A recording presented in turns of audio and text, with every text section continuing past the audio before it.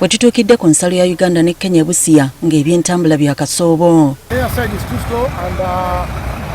problem is about these MPs. If the situation is this of delayed, I'll be in Kenya maybe at night.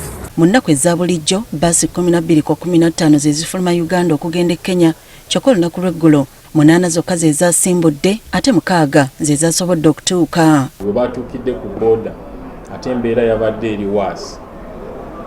Bbaasi ezo ne zisalawo okubanga zikomawo wano e Uganda ng'ate abasaabaze abo balina okuddizibwa ssente zaabwe. Akulira paaka ya Namayiba Nelson Sekiranda agambye nti kino kivudde kwekalakaasa e Kenya ekibaviiriddeko n'okufiirizibwa. Kati kye bakoze kwe kuyimiriza bbaasi ezigenda e Kenya era ne basaba abo bonna abaasasula okugenda e Kenya okugira nga balindako. Embeera si nnungi, either olugendo lwongezeeyo paka ng'embeera eteredde oba babaddiza ssente zaabwe. Ekibiina ekitaba abasuubuzi kikasiita Uganda kisabye gavumenti ya kuno obutabuusa maaso bigenda maaso mu Kenya kubanga byekuusa ku misolo. Engeri y'obusuubuzi kijja kutukosana nnyo, ebintu ebimugenda kutandika okulaba amu abasuubuzi twabasabye baleme kupapa kuwongeza miwendo naye ebintu bigenda kulinnya.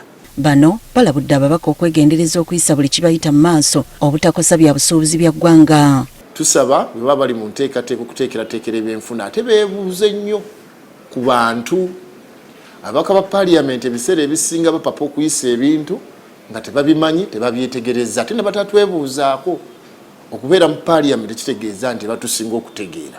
Mu kiseera kino basabye abasuubuzi okugira nga bayimiriza ebyensuubulagana ne Kenya embeera esookedde mu nteeko. Twafulumizza olunaku lw'eggulo ekiwandiiko ekiri official ekikkakkanya bannayuganda era ekibasaba okuyimiriza obusuubuzi mu kadde kano.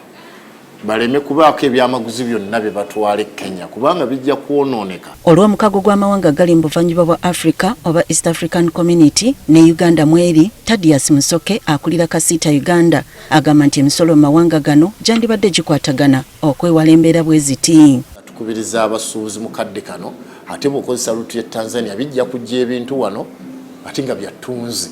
Naye tuleme kugibuusa maaso ate nga tukyalina okusomoozebwa nti kunnyonya ebintu bya bbeeyi. Naye tubadde tuli mu kwogerezeganyira ne gavumenti ya Djibouti okulaba nti tukozesa ne Djibouti ne Somaliland eyo. Awo nawo tukyalinawo okw'omuwaata gwe tusobola okukozesa lwakubanga era akagendo kabeera kawanvumuuko ng'olaba nti Kenya yesobola okutwanguyira. Musoke agambye nti kati basala magezi okulaba nga bakozesa amakubo g'amawanga amalala okutambuza ebyamaguzi byabwe. Ogenda okwesanga nti Kenya bali ku 16 VAT ate wano tuli ku 18. Ogenda okwesanga withholding eyawanise bannakenya emitima ali ku 2 ne 3 fe wano tuli ku 6. Kati ate tebalina environmental levy, tebalina infrastructure levy. Kati ogenda okwesanga nti ate wano ffe emisolo gisukkana nnyo. Webuzibidde ng'omukulembeze w'eggwanga lya Kenya William Ruto aganya okuteeka omukono ku bbago ly'etteka eryavuddeko akabasa akaatuusizza n'abantu okwekalakaasa ne boonoona n'ebintu mu ggwanga.